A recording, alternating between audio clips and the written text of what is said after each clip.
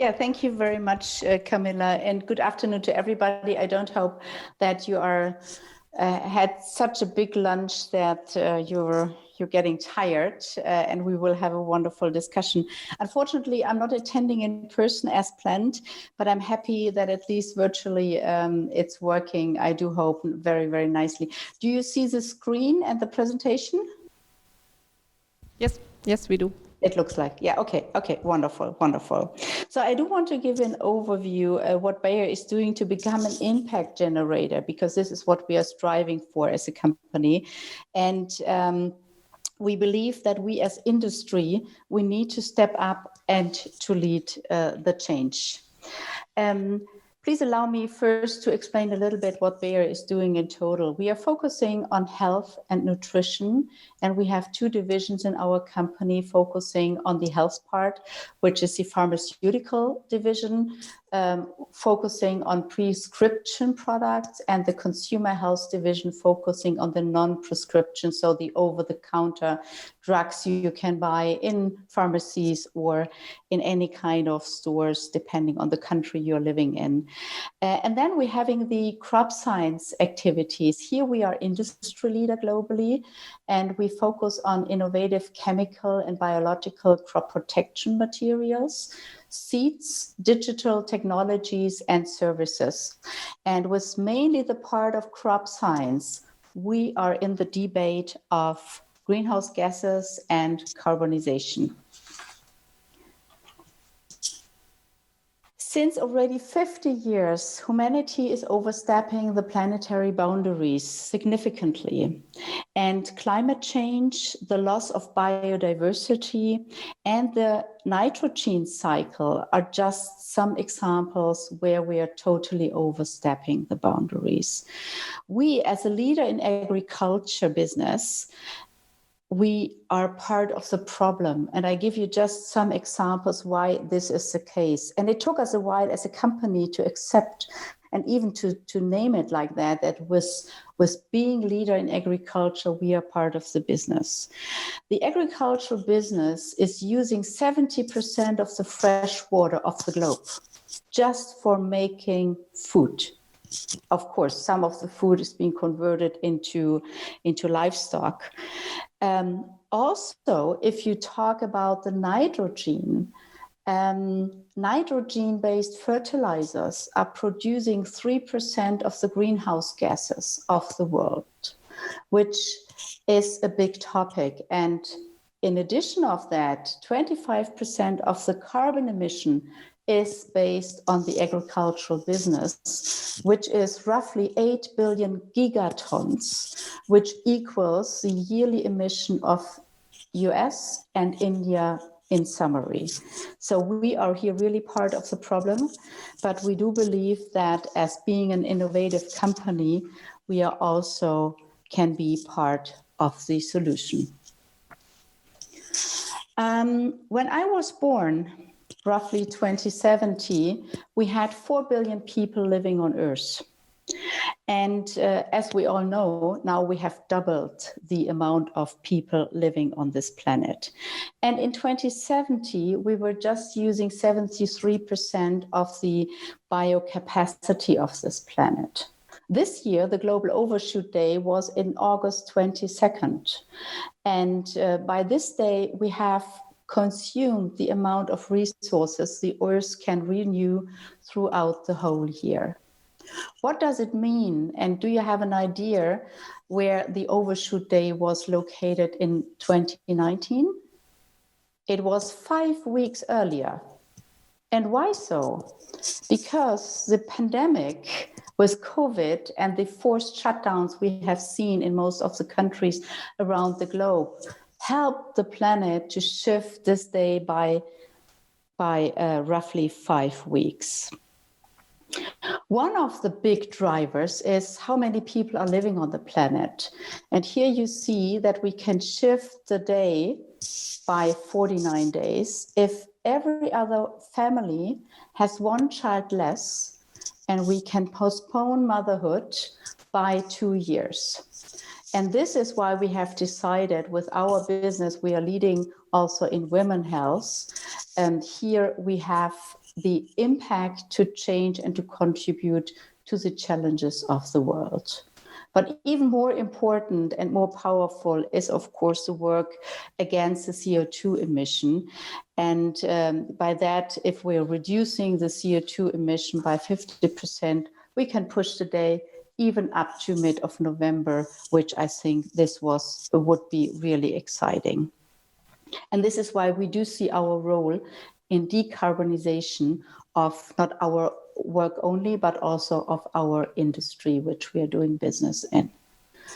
And these were the drivers why we have spelled out a new vision in BAYER beginning of the year. And the vision is health for all and hunger for none.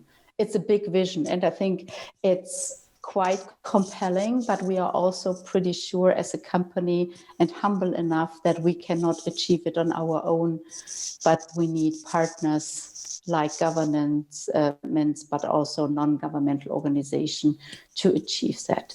Sustainability in our company is not the fourth strategy in the company. It's totally being integrated into our group strategy, into our business strategies. And it's also totally embedded in our values, how we call it. These are the fundamental behavioral values which we are following in the company, which we call life, leadership, integrity, flexibility, and efficiency. And the sustainability part is being now integrated into the I for integrity. Also today at this conference, and I had a discussion up front, how many people are really only there in presence. I think COVID is still dominating our life and also our business routines. But what is about climate change? I really believe that climate change is just waiting outside of this boxing ring until we have finalized the fight against COVID. We as BAYER are totally still focused on climate action to become carbon neutral by 2030. And just 2 weeks ago, we have joined the United Nations 2050 business ambition for 1.5 degrees. And why so? Because we do believe that this is our necessity as a company to do so. Do we know already how this will be possible? No. But knowing that so many companies are joining forces in regard of being innovative, finding new solutions, I totally believe that this will be possible. We all know such kind of pictures. Droughts and floodings are not only putting society and business at risk, but also lowering the yields for the farmers. And I just talked about our focus on farming. Smallholder farmers, these are farmers having a size of 1 acre, potentially, normally, mostly farming for their own nutrition and maybe for the village, they are able to sell a little bit. These are the most vulnerable population for climate change, and they are under big pressure. Or the vanishing permafrost, We all do know that this is the biggest storage of methane. And I lived myself for 4 years in Russia, and I cannot imagine what will happen if the permafrost is melting and we need to deal with the methane in the air, which is one of the most negatively impactful greenhouse gases. Therefore, we are driving and wanting to lead the management of decarbonization, and we're looking for partners here around the globe. And we do want to avoid to live through the decades of deindustrialization, which I think people coming from North Rhine-Westphalia are pretty aware of what I'm talking about. Therefore, we have announced a new sustainability strategy. We are focusing on the left-hand side on our access targets. These access targets are totally embedded in our business activities, talking about pharmaceuticals, talking about consumer health, and talking about crop science. And we do want to drive inclusive, equitable growth.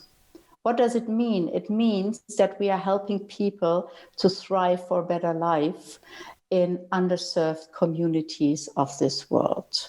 We have spelled out 3 100 million challenges. The first one is reaching 100 million smallholder farmers around the globe. Smallholder farmers, we have roughly 650 million around the globe at this point in time.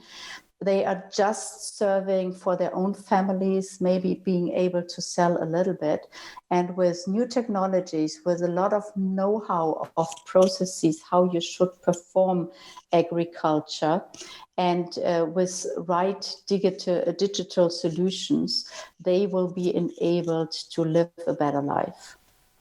We also do want to reach 100 million people and giving them access to everyday health. Half of the population of today have no access to health products, health services, whatever you know and you have in mind. And this we do want to change for the better of the people, but also to empower them to be healthy and to go to work on a daily basis. The last access target is linked to our women health business. We are the leader in contraception and family planning products. And here we want to give 100 million women access to family planning. And why is that so important? With the choice of a woman or a girl, how and when she wants to become pregnant and start a family, she is empowered to live a self-determined life. Without that, she can just survive and do whatever is necessary to do so and to take care of the family. This empowers equality, this empowers education, this empowers the freedom of choice, which I do think is really a human right to every woman and girl around the globe. On the right-hand side, we do have the decrease of the ecological footprint along the value chain. Of course, talking about everything, what is happening in our own factories along our value chain, but much more important, focusing on the customer side, on the field of the farmer, where most of the carbon is being emitted over the processes of producing crops. And how do we see the decarbonization or climate action overall? We try to cluster everything in these 3 buckets. We are talking about the decarbonization, we're talking about carbon removal, but we also talk about the climate resilience, which we need. Starting with the decarbonization, in April this year, we have been we're achieving the Science-Based Target Initiative, and here we are striving for 1.5 degrees to be also living and committing to the Paris Agreement. And we have to reduce in our scope 3, 12.3%, in our scope 1 and 2, 42%, but even more important, we are looking what we are selling towards. So we're looking in the business of our customers. Farming, as said, is one of the biggest drivers of global warming, of carbon emission, but also of other impacts. And here we do believe that with digital solutions, with new agricultural practices like no-tilling, like education around that, with new seeds, we will reduce the ecological footprint of our product on the field of the farmer by 30%. Next, even more important would be, how would it be if we are able to remove carbon completely from this planet? So of course, we are looking for own purchasing of carbon removal credits, but even more important, we have started last year a new business model, which is a digital enabled carbon removal practice on the fields of our farmers. So what does it mean? if you're following a specific protocol via you're doing your farming, via digital solution, the amount of carbon which is captured long-term in the soil of your field can be measured. This will be transferred into certificates, and we do that starting last year in the US and with our Brazilian customers. This opens for the farmer a new business model, because the farmer is not only producing crops, he or she is also producing something for us as a global citizen, the removal of the carbon and the capturing in the soil long term. And this certificate, this is our idea, can then be sold on any kind of a market. A lot of companies do want to become carbon neutral. They're looking for removal credits to buy them because they're not in this business. And the farmer can here find a new innovative business model in addition to farming crops. The climate resilience on our side is something very important. Beside of that, we as a company have to become climate resilient and have a good look about the opportunities and risks which are occurring to our own operations. We also do want to provide new solutions for our farmers on the field. To become more drought resilience or flooding resilience. And I give you two examples. One example is a short stature corn. This is a corn, I think you know, the corn plants in Germany, they're normally 3 meters high. And this corn is just growing 2 meters high. And the advantage is that this corn is more stable against any kind of heavy wind situations, so which is happening in a lot of areas of the world. So the harvest is not being lost. But beside that, the biggest product or the biggest impact is that this corn needs much less water because 1 meter of biomass is being reduced. And by having a seed which is using and needing less water, you can even plant it in areas where water might be more scarce than in other regions. Another good example is the way how rice is being produced at this point in time. I think you're aware of the pictures where rice is seeded in the paddies, in the water paddies around the globe, especially in Asia. And by that, rice growing is producing huge amount of methane. This methane is the worst greenhouse gas which we can have. But you also can do it differently. You can plant rice as dry rice, so in normal fields like you would seed any kind of a wheat, for instance.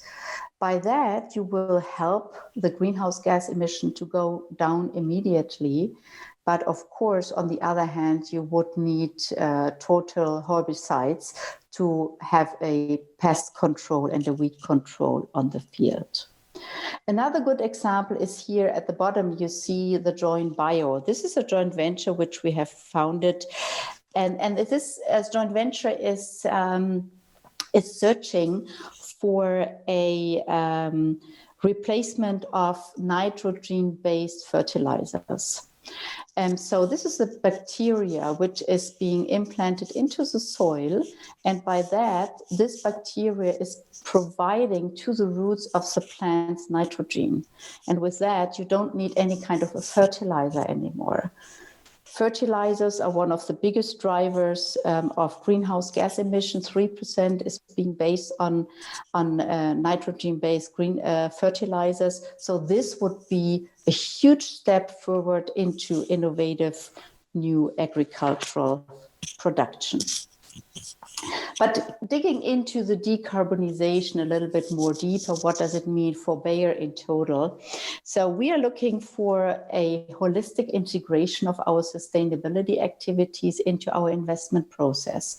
What does it mean? This means that our carbon, which our sites and production facilities are emitting has a price, and the price is 100 euros per ton.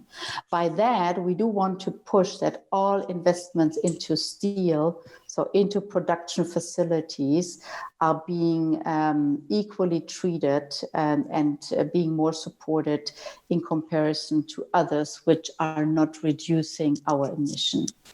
We are converting our electricity to 100% to renewable energy, and the remaining part we will offset, because as a producing company, we are not able to reduce everything. So the remaining part we will offset, and this we will do partially with our carbon capture model, which I have explained before, or we are looking for other removal credits, which we can buy at the market. The offsetting will be mainly focusing and happening in the agricultural and forest area, because this is where we are closest doing business with. Just to give you an idea what innovation in agriculture can mean, you see here a field of maize. And in 1940, this is the right part of the field. You see how many land was needed to produce this 10 bushels. This is a measurement scale in the agricultural business. And you see what we are standing for in 2019. So by new innovative products, by new seed developments, and also by finding new solutions, we will be able to reduce the land which needs to be used for agriculture and to feed the world, but also the impact, the ecological impact, which we as a company feel reliable for or responsible for. And let me close the presentation with what on top we are doing in Bayer as a company, because we do believe that, yes, it's good to have a sustainable mission, to have sustainable targets being announced and to integrate them totally into the business activities, but we do want to be stronger in that. So we have a clear measurement system in place. So we are tracking our targets with the same rigorousness as our financial targets. So we are having a baseline, we have the systematic, we have described the roles and responsibilities, how the information is being tracked and traced, and we include that and integrate that in our management reporting, because as you can see on the other side, we have integrated our sustainability targets into the incentivization scheme of the board of management. And I totally believe into what a man is being paid for, the man is doing. So achieving this was so important to us that sustainability, being carbon neutral by 2030, is not a dream anymore. We will deliver on that because the whole company and the board of management is being intensified with 20% of the long-term incentivization on this specific goals. But beside that, we wanted to have more. We wanted to have an external validation, and this we do twofold. On one hand side, we have just started to work with an external sustainability council. This is a council of independent experts, 9 in total. They're coming from Brazil up to India. They're having different kind of backgrounds. It's academia, it's the agricultural business, it's the health business, but also representatives from NGOs are with us, helping us to deliver on our strategy, but also challenging us. And they're not only challenging us on what we do at this point in time, they're also having a yearly review on our R&D portfolio.